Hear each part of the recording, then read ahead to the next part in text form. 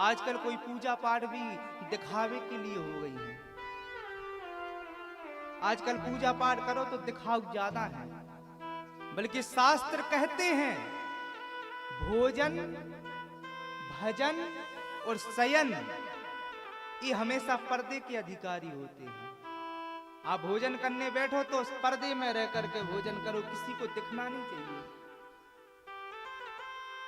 कोई देखे ना आपको खाते हुए।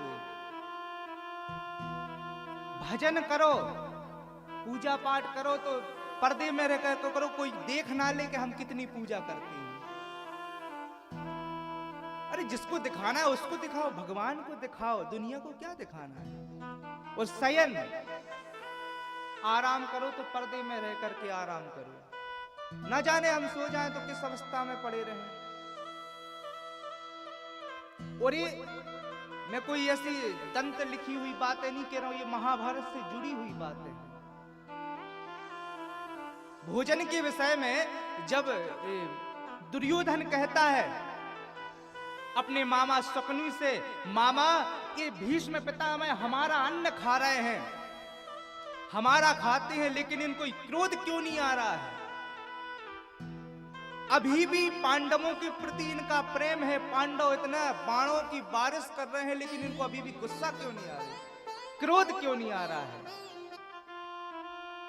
तो शकुनी कहता है भांजे वही तो कारण है जो तू समझ नहीं पा रहा है। दुर्योधन कहता है मामा कैसा कारण? आखिर बात क्या है? बोले बात उसमें बड़ी, बहुत बड़ी है। क्या? बोले जब भीष्म पितामह भोजन करने बैठते हैं तो तुमने देखा होगा अकेले बैठते हैं कमरे में, कोई अंदर नहीं रहता, किसी की नजर नहीं पड़ती उनके भोजन पर। तो शकुनी कहता है अगर किसी चांडाल की नजर उनकी थाली पर खाते हुए पड़ जाए तो समझ लो भीष्म पितामह को उसी दिन क्रोध आ जाएगा। दुर्योधन कहता है मामा कैसी बात करते हो, चांडाल कहां से खोज करके लाऊं? शकुनी कहता है भांजे एक बार तू ही देख ले।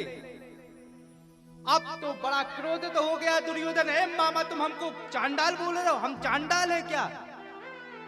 शकुनी कहता है भांजे तू बुरा क्यों मानता है बात बात पे? अरे तुझसे बड़ा कोई चांडाल होगा? जो बेचारे भोले भाले पांडव जिनकी यहाँ कोई छल कपट नहीं है, उनको तू इतना प्रताड़ित किया है, तुझसे बड़ा कोई संसार में चांडाल होगा? एक बार तू देख, उनके ऊपर देख ले, उनकी थाली को देख ले, उसी दिन क्रोध आ जाएगा।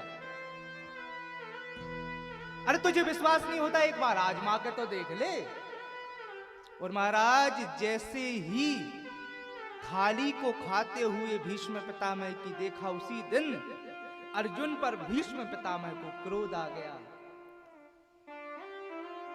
जब बाणों की बौछार अर्जुन कर रहे थे, भीष्म पितामह को क्रोध आया और ऐसी बाणों की बौछार की अर्जुन के ऊपर, अर्जुन भयभीत हो गए, कांपने लगे, हे द्वारकाधीश बचाओ, आज भीष्म पितामह को क्या हो गया? और उसी दिन भगवान ने अपनी प्रतिज्ञा तोड़कर रथ का पहिया उठा करके भीष्म पितामह को मारने के लिए दौड़ पड़े। ये है, आप जैसा खाओगे आपकी प्रवृत्ति वैसी होती जाएगी। हमारे बड़ों ने ऐसी नहीं कहावतें लिखती, जैसे खाओगे अन्न वैसा होगा मन। हम जैसा खाएंगे हमारी प्रवृत्ति वैसी होती जाएगी। एक बार एक सेठ जी थे, उनके बहुत उच्च संत गुरु जी थे। तो उनके गुरु जी एक बार उनके घरे आए तो इन्होंने खूब उनको अच्छा स्वागत करो, भोजन बना के खुआओ। अब भाई बानियों को कार्य स्वभाव, अब बुरा ना मानना, यहाँ कोई बानिया बैठे हो, क्षमा प्रार्थी है वो, सब बानिया नहीं होते एक से। बानिया का करत है, नाय को माय तना मना। तो महात्मा जी बेचारे भजनानंदी सीधे साधे मन में भी कछु तना मना ने सोचत थे कि नाय को माय मिल जाए, लेकिन सेठ जी को खाओ। और जब सेठ जी को अन्न खाओ तो सेठ जी भी ऐसे ही कमाते, किसानों को लेके 100 रुपया को लेके 200 में बेचते। बोलो राधे राधे। अब जब सेठ जी का अन्न खाए तो इनकी प्रवृत्ति बदली, प्रवृत्ति इनकी बदल गई। तो सेठ जी बड़े धनी थे, चारों तरफ उनकी जो अरियां बनी रहती, अरियां समझा था, और तुम्हारे तो एमपी की यहाँ। बोलो राधे राधे। अरियों में पैसा रखे रहते, गिड्डी की गिड्डी 500-500 की। हर अरिया में देखो, महात्मा जी ने तो हर अरिया में 500 की गिड्डी रखी। बोलो राधे राधे। बेचारे उन महात्मा जी ने अन्न खाओ तो उनकी प्रवृत्ति बदल गई। सो रात में परे परे सोच रहे हैं कि सेठ जी के ना पैसा बहुत कहान हो, तब तो अरियों में पैसा रखे, और एक आध दो गिड्डी अगर रख ही ले हैं झोली में तो कहा सेठ जी को पता चल रहे। समुद्र में से एक लोटा पानी निकाल लो, कुछ फर्क पड़े है ने? सो आराम से महात्मा जी ने 2 गिड्डी उठाई और अपने बैग में रखी और रात ही में खिसक गए। अब सवेरे सेठ जी उठे, बोले गुरुजी कहाँ गए? अब गुरुजी तो सीताराम चल दिए। तो उसने कौन नहीं किया कि गुरुजी पैसा लेकर चले गए, लेकिन जब गुरुजी ने अन्न खाया उसका प्रभाव तो रहेगा ही। जंगल में अपनी कुटिया के पास चले गए, पैसा देख के बड़े खुश हुए, लेकिन प्रातः उठ के जब वो फ्रेश होने गए अपने नित्य क्रिया के लिए, और वहां से नित्य क्रिया करके स्नान किया, स्नान करके जैसे ही फ्री हुए तो जो खाया था वो सब निकल गया शरीर से अन्न।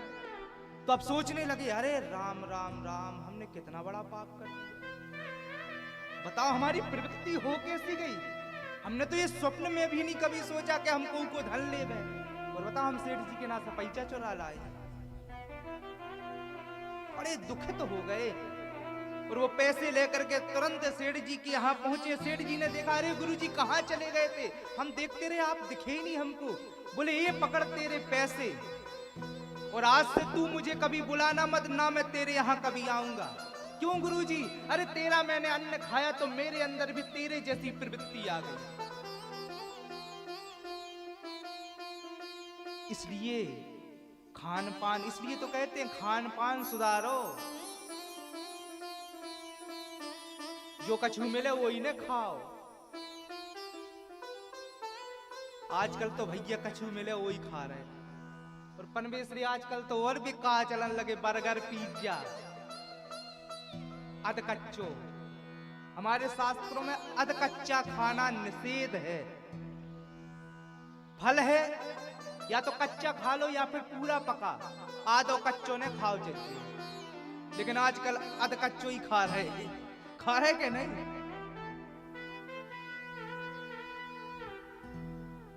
का खा रहे भैया? बर्गर खा रहे, पिज्जा खा रहे। सुबह से आदमी को स्वभाव भी हो रहा बर्गर पिज्जा जैसे, अत कच्चे से फिरत रहे। बोलो राम राम सीताराम।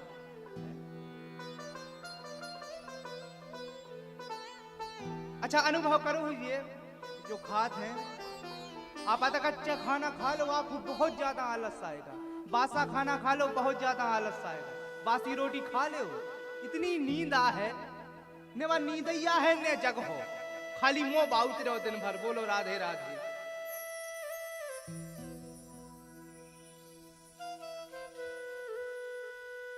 अच्छा एक